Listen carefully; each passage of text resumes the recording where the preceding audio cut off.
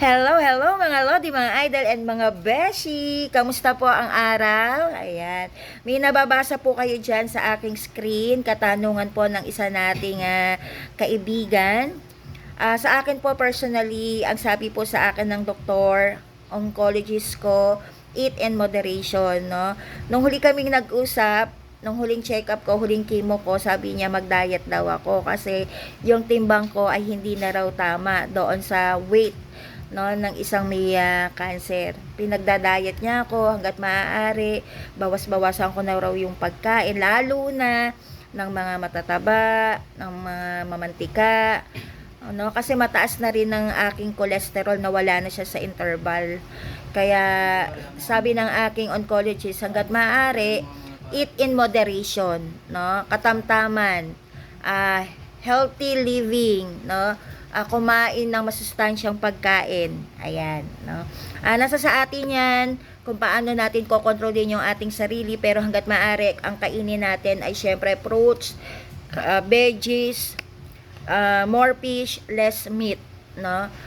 Upang sa ganon ay hindi naman tayo puro taba, puro karne, kasi syempre mahirap na.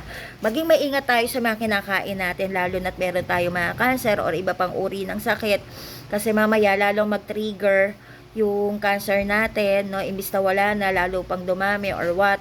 So, tayo na rin mismo ang mag-iingat para sa sarili natin. Ako nga, kung minsan, iniisip ko, ayoko na rin kumain, no? Dahil natatakot na rin ako, baka mamaya bumalik si cancer. Pero hindi pwede. Kailangan natin kumain para lumakas ang ating katawan, para may panlaban tayo sa sakit. Kasi mahirap. Pag bumaksak ang ating immune system, mas maraming sakit ang ating mararanasan. Komplikasyon. Kaya, much better na kumain ng normal, kumain ng tama, kumain ng masustansyang pagkain, disiplina sa pagkain, eat balanced diet, healthy foods, at kung ano-ano pa. Of course, hindi lang po ang pagkain ang dapat nating pagtuunan ng pansin, no? Iba pang mga bagay na nakapaligid sa atin, no? Maraming factors kung bakit tayo nagkakasakit, kung bakit tayo nagkakaroon ng cancer. So, hindi lang po pagkain. So, yun po. Ang sabi ng doktor ko, kahit ano pwedeng kainin, pero limitahan, eat in moderation, as much as possible, eat healthy foods, more fish, more fruits, more veggies. Ayun po.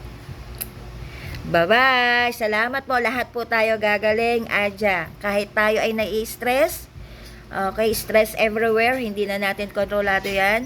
Pero, manalig sa Panginoon, tayo ay gagaling. Thank you po.